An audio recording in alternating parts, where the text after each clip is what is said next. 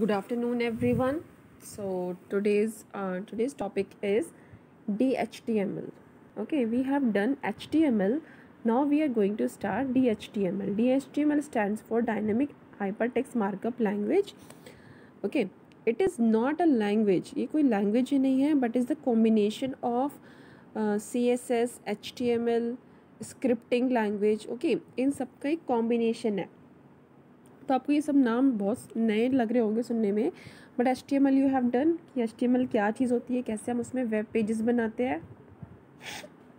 Now यहाँ पर लिखा है जावा स्क्रिप्टिंग लैंग्वेज. ठीक है, जावा स्क्रिप्टिंग लैंग्वेज क्या होती है? जो आप वेब पेज बनाते हो उसमें जो अट्रैक्टिवनेस लाने के लिए जो लैंग्वेज का यूज़ करते हैं उसको हम बोलते हैं स्क्रिप्टिंग लैंग्वेज. और वो जो आपका वेब पेज है वो कैसे रिस्पॉन्स करेगा जब उसको कोई क्लाइंट सर्विस के लिए उसको रिक्वेस्ट करेगा, तो वो पेज कैसे रिस्पॉन्स करेगा, तो वो सब चीज़ें हम यूज़ करते हैं स्क्रिप्टिंग लैंग्वेज में.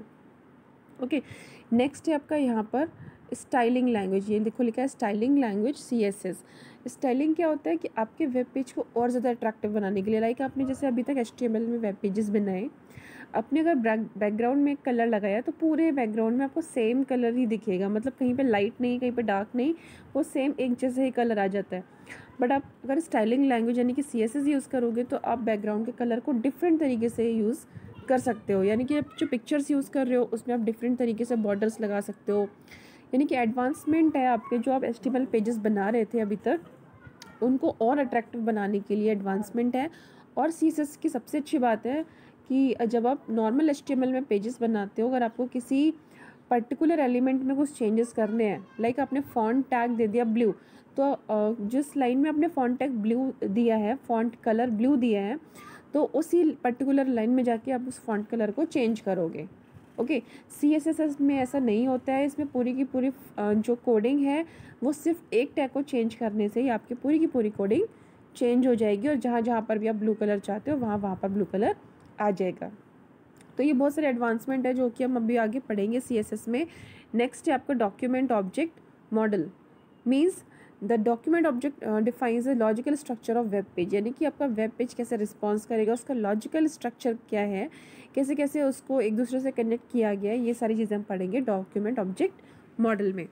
ओके, तो इससे पहले आपका this includes specific features pertaining to text effects, style, multimedia, animation and dynamic menus. इसमें हम ये सारी चीज़ें इंसर्ट करते हैं. डायनामिक मेन्यूज़ भी आपको बताऊंगी आगे. Okay, DHTML helps in creating dynamic web pages that are interactive, animated and responsive to the user's action. Means user जैसे एक्शन करेगा उसी हिसाब से आपके जो वेब पेजेस होंगे वो खुद को रीजनरेट करेंगे और यूज़र की स्क्रीन पर शो करेंगे. Microsoft introduce the application of DHTML with the release of internet explorer 4 in 1997. Means 1997 में यहाँ पर DHTML लॉन्च हो गया था. तो फर्स्ट हम पढ़ेंगे इसमें components of DHTML. DHTML is an emerging technology to develop dynamic web pages and consist of following components. DHTML हम यूज़ करते हैं डायनामिक वेब पेजेस बनाने के लिए. कल मैंने आपको बताया था डायनामिक वेब पेजेस क्या होते हैं और वो स्टैटिक वेब पेजेस से कैसे डिफरेंट होते हैं. फर्स्ट कंपोनेंट है आपका इसमें HTML. HTML defines the basic structure of web page by using the essential elements such as paragraphs, headings, forms, tables and links. ये जो आपके बेसिक स्ट्रक्चर्स हैं इनका ये वैसे ही यूज़ होंगे जैसे कि HTML में यूज़ हुए थे. इसमें कोई भी चेंजेस नहीं आएंगे. जैसे अगर आप उसमें पैराग्राफ यूज़ करते थे तो यहाँ पर भी अगर आप पैराग्राफ यूज़ करोगे तो उसके लिए P टैग ही यूज़ करोगे. टेबल यूज़ करते थे, टेबल के लिए टेबल टैग यूज़ करते थे, तो यहाँ पर भी आप टेबल टैग ही यूज़ करोगे. उसमें कोई चेंजेस नहीं आएंगे. बस उस चीज़ को और एडवांस तरीके से और अट्रैक्टिव तरीके से शो किया जाएगा. नेक्स्ट है आपका cascading style sheet. CSS is set of style sheet design principal that determine the visual layout of the content of the web page. मतलब जो विजुअल है, कैसा आपका पेज दिखना चाहिए, वो सारी चीज़ें हम करेंगे CSS में. ये कास्केडिंग स्टाइल से समझ में आ रहा होगा कि आपके वेब पेजेस को और स्टाइलिश बनाना है. Okay, these sheets help in defining and enhancing the pages appearance by controlling the format of HTML elements. It contains a wider range of formatting attributes than HTML. HTML से ज़्यादा इसमें formatting attributes होते हैं. It is like a template in a word processing document. ये template की जैसा होता है कि आप template आपने कई बार देखा होगा जब आप वर्ड में काम करते हो या पावर पॉइंट में काम करते हो, वहाँ पर आपको कुछ टेम्पलेट पहले से बिल्डअप मिल जाते हैं जिसमें आपको बस थोड़ी सी एडिटिंग करनी होती है और आपका जो पेज होता है वो रेडी हो जाता है. ऐसे ही हमारा CSS होगा. ये भी टेम्पलेट के जैसा होता है जिसमें हम थोड़ी सी एडिटिंग करेंगे और हमारा वेब पेज क्रिएट हो जाएगा.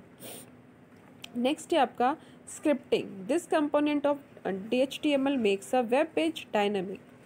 ये जो आपका वेब पेज है, स्क्रिप्टिंग ही उस वेब पेज को डायनामिक करता है. लाइक आपने देखा होगा कि अगर आप फ्लिपकार्ट ओपन करते हो अपने फ़ोन में या कंप्यूटर सिस्टम में, तब आपको डिफरेंट सेट्स ऑफ वहाँ पे प्रोडक्ट दिखेंगे. सेम टाइम में अगर और कोई आपके सामने फ़ोन में अपना फ्लिपकार्ट ओपन करता है तो उसको डिफरेंट टाइप ऑफ प्रोडक्ट्स दिखेंगे. मीन्स डिवाइस के अकॉर्डिंग जो लोग जिस टाइप की चीज़ें पसंद करते हैं उस टाइप की वो प्रोडक्ट वहाँ पर शो करेगा, डिस्प्ले करेगा. ठीक है, तो ये सब काम होता है हमारा स्क्रिप्टिंग लैंग्वेज की वजह से, जो आपके पेजेस को डायनेमिक बना देती है और वो जैसा यूज़र होता है उसी के हिसाब से वो वेब पेजेस अपने आप को रीजनरेट कर लेते हैं. Okay, it provides a way to interpret the users action and accordingly brings changes to a web page. ये यूज़र्स के जो एक्शन है, यूज़र जो कर रहा है उसके अकॉर्डिंग वेब पेज को जनरेट कर लेती है. For example, script can interpret the mouse action such as clicking और entering a value in a text box.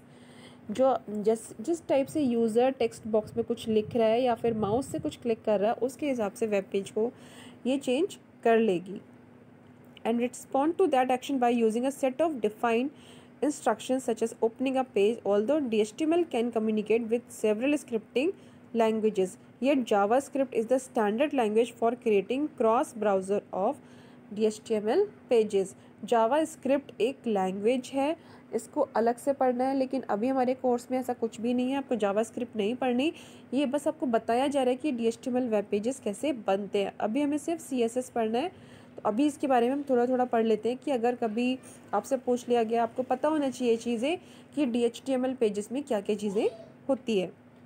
Next है आपका document object model. The DOM defines the logical structure of a web page. यानी कि जो जैसे आप Flipkart open करते हो उसमें जो प्रोडक्ट हैं, प्रोडक्ट आपको तो पिक्चर और साथ में प्राइस उसका दिखता है, बट वो प्रोडक्ट कैसे लॉजिकली स्टोर किए गए उस डेटाबेस में, उस डेटाबेस को डिफाइन करने के लिए होता है हमारा डॉक्यूमेंट ऑब्जेक्ट मॉडल.